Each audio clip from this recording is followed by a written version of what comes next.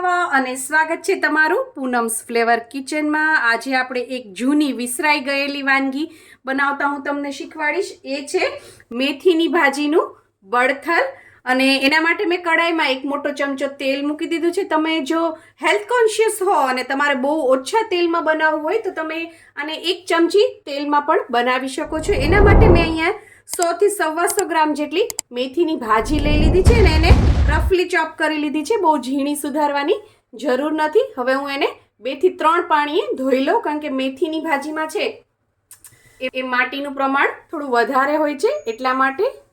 ભાજીને મેં સરસ ધોઈ લીધી છે। આમાં ભાજીનું કોઈ એવું પ્રોપર માપ નથી હોતું। તમારે વધારે નાખવી હોય, પસંદ હોય ને વધારે મેથીની ભાજી નાખવી હોય તો તમે વધારે નાખી શકો છો, અને ઓછી કરવી હોય તો ઓછી કરી શકો છો। આ સ્વાદે ખૂબ જ સરસ લાગે છે। હવે તેલ ગરમ થઈ ગયું છે, એની અંદર હું 1 મોટી ચમચી જેટલું લસણ નાખું છું। તમારે લીલું લસણ નાખવું હોય તો લીલું લસણ પણ નાખી શકો છો। 8 થી 10 કળી હશે। કોઈ પણ ભાજી હોય એમાં લસણનો સ્વાદ ખૂબ જ સરસ લાગતો હોય છે। તમે લસણ ન ખાતા હો તો નહીં નાખવાનું।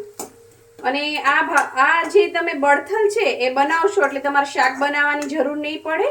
એકદમ ઘાટું થીક જ બનશે, અને રોટલા સાથે અને ભાખરી સાથે તો ખૂબ જ સરસ લાગે છે।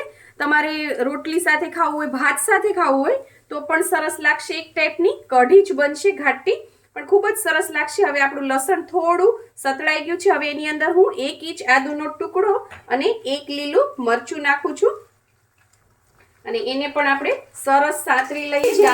ઘણા લોકોને મેથીની ભાજી છે એ કડવી લાગતી હોય છે, નથી ખાતા, બાળકો નથી ખાતા, ઘણા યંગસ્ટર બી નથી ખાતા।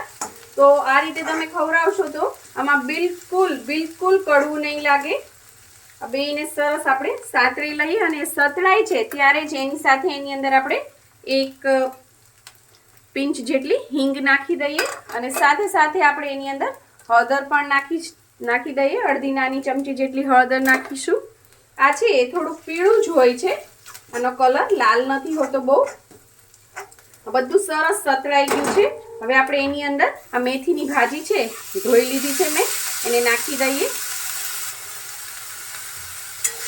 અને એને પણ મિક્સ કરી દઈએ। અને સાથે સાથે આપણે એની અંદર મીઠું નાખી દઈશું। અત્યારે છે થોડું ભાજીના માપનું જ નાખીશું। થોડું વધારે થઈ જાય તો પણ વાંધો નહીં, કારણ કે હજી આની અંદર આપણે બીજી વસ્તુ ઉમેરવાની છે। અને ભાજી છે અત્યારે તમને ક્વોન્ટિટી દેખાય છે એના કરતાં એ હજી ગળી જશે, એટલે મીઠું નાખવામાં ધ્યાન નાખવાનું।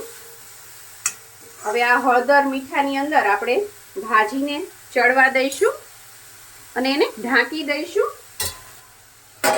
અને ગેસની ફ્લેમ ધીમી રાખશું। 5 મિનિટમાં જ ભાજી સરસ ચડી જશે। હવે આપણે ભાજીમાં નાખવા માટે એક મિક્સચર રેડી કરવાનું છે।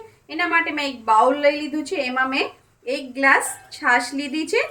જો તમને ખાટી કઢી પસંદ હોય તો ખાટી લેવાની। આ બહુ ખાટું નથી હોતું, એટલે મીડિયમ છાશ મેં લીધી છે। અને એની અંદર આપણે 1 ગ્લાસ પાણી નાખીશું, અને આ ચણાનો લોટ છે મેં ચાળી લીધો છે। ચાળી લેવાનું જેથી ગઠ્ઠા ના પડે। એ આપણે આની અંદર 3 ચમચી જેટલો નાખી દઈશું, કારણ કે આ થીક હોય છે એટલા માટે। અને લોટની માત્રા પણ તમે વધારે ઓછી કરી શકો છો, અને ખટાશમાં પણ તમે જેટલું ખાટું ખાતા હોય એ રીતનું તમે છાશ તમે એની અંદર નાખી શકો છો। મેં થોડી ખાટી છાશ લીધી છે એટલે ટેસ્ટ છે એનો સરસ આવે। આ રીતે તમારે આવું બીટર હોય તો બીટરથી, અથવા આ રીતની ઝેણી જો તમારી પાસે હોય તો ઝેણીથી આ રીતે તમારે ઝેરી લેવાનું છે। બિલકુલ આની અંદર લમ્સ ના રહેવા જોઈએ। આ રીતે મિક્સચર રેડી કરવાનું છે, અને આની અંદર કંઈ પણ નાખવાનું નથી। 5 મિનિટ થઈ ગઈ છે, આપણે ચેક કરી લઈએ કે ભાજી છે એ સરસ ચડી ગઈ છે કે નહીં। મેં વચમાં એકવાર ખોલી અને એને ચલાવેલું। ભાજી જો સરસ ચડી ગઈ છે ને એકદમ ગળી ગઈ છે, એટલે તમે વધારે ભાજી નાખો તો પણ ચાલે। હવે આપણે આની અંદર મસાલા કરી દઈશું। આની અંદર હું નાખું છું 1 ચમચી જેટલું ધાણા જીરું, અને ઓલરેડી લીલું મરચું નાખેલું છે તો એ પ્રમાણથી મરચું નાખશું। હું અહીંયા 1 ચમચી લાલ મરચું નાખું છું, કારણ કે મારું જે અહીંયા મરચું છે એ બહુ તીખું નથી એટલા માટે। તમે તમારી ચોઈસ પ્રમાણે નાખી શકો છો। લીલું મરચું સ્કીપ કરવું હોય તો પણ કરી શકો છો। આપણી જે દેશી વાનગીઓ હોય એ બનાવવામાં ખૂબ જ સરળ હોય છે, અને ખૂબ જ હેલ્ધી હોય છે.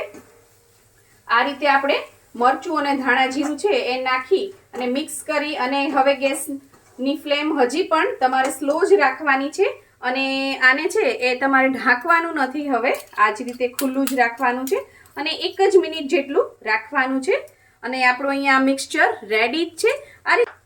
અને આપણે અહીંયા 1 મિનિટ જેવું થઈ ગયું છે. સરસ આ બધું ચડી ગયું છે. હવે આપણે એની અંદર ધીમે ધીમે આપણે જે આ મિક્સચર કર્યું છે છાશ પાણી ને ચણાના લોટનું, ચણાનો લોટ, બેસન, તમારે જે નાખવું હોય એ નાખી શકો છો અને આપણે આને આ રીતે હલાવતા જવાનું અને નાખવાનું. જોવો તમે એક જરા પણ ગઠ્ઠો નથી પડ્યો અને કેવું સરસ તરત જ તેલ મરચું બધું સરસ ઉપર આવી ગયું. હજી આ મિક્સચર છે મને થોડું થીક લાગે છે તો આની અંદર આપણે થોડું પાણી નાખીએ. કોઈ પણ રોટલા હોય એની સાથે બહુ મજા આવશે ખાવાની. એકવાર જરૂરથી બનાવજો અને આને સરસ આપણે હવે મિક્સ કરી દઈએ. હવે તમે ગેસની ફ્લેમ મીડિયમ કરી શકો છો અને વચ્ચે તમારે છે એને મિક્સ કરતા રહેવાનું છે કારણ કે ચણાનો લોટ છે ઘણીવાર નીચે બેસી જતો હોય છે એટલે બહુ ચલાવવું નહીં પડે. હવે આપણે આને ઉકળવા દઈશું અને હા, મીઠું નાખી દઈશું. પહેલાં આપણે મીઠું નાખ્યું હતું એ મેથીની ભાજીના ભાગનું નાખ્યું હતું. હવે આપણે આ કઢી નાખી છે એના ભાગનું નાખી દઈએ કેમ કે પહેલાં એકસાથે મેથીની ભાજીમાં જો બધું જ મીઠું નાખી દઈશું તો એ છે ને વધારે પડતી ખારી લાગે. જ્યારે પાન છે મોઢામાં આવે ત્યારે ખારું લાગે એટલે અલગ નાખ્યું છે. હવે આને ઉકળવા દઈએ. 5 મિનિટ થઈ ગઈ છે. આ બધું સરસ ઉકળવા માંડ્યું છે અને તમે જોઈ શકો છો થિકનેસ એની. હજી પણ આ થોડું થીક થશે. તમારે થોડું લિક્વિડ કરવું હોય તો તમે મેં કીધું અગાઉ એ રીતે પાણી અથવા છાશ થોડી નાખી શકો છો તો એ પાતળી થઈ જશે. અને ક્યારેક એવું લાગે કે ભાઈ આ બહુ ઘાટું થવા માંડ્યું છે, આટલું બધું ઘાટું નથી કરવું મારે, તો તમે એ રીતે નાખી શકો છો.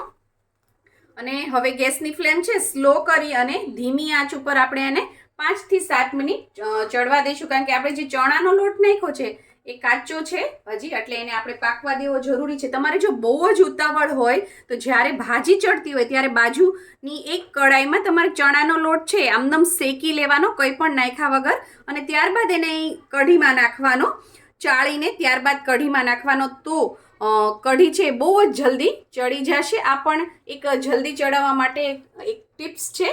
અત્યારે તો આપણે કાચો જ નાખ્યો છે તો આપણે 5-7 મિનિટ વેઇટ કરીએ. 7-8 મિનિટ થઈ ગઈ છે અને સરસ ઉપર તેલ અને મરચું બધું આવી ગયું છે. આપણી કઢી અથવા તો આનું નામ છે મેથીની ભાજીનું બળથલ એ તૈયાર છે. તમે જોઈ શકો છો આટલી થિકનેસ હોવી જોઈએ અને બાજુમાં ગરમ બાજરીના રોટલા એ પણ માટીની તાવડી ઉપર એ પણ તૈયાર થઈ રહ્યા છે.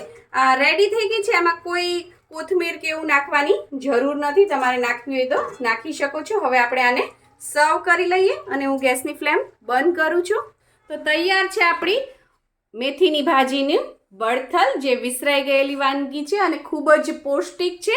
અને એને મેં સર્વ કરી છે બાજરીના રોટલા સાથે લીલા મરચાં છે, ફ્રાઈમ્સ, છાશ છે, ઘી ગોળ છે, માથે થીનું ઘી એટલે કે આવું જે ઉપર જાડું ઘી હોય એ ખાવાની ખૂબ જ મજા આવે ગોળ સાથે, અને લીલી ડુંગળી છે.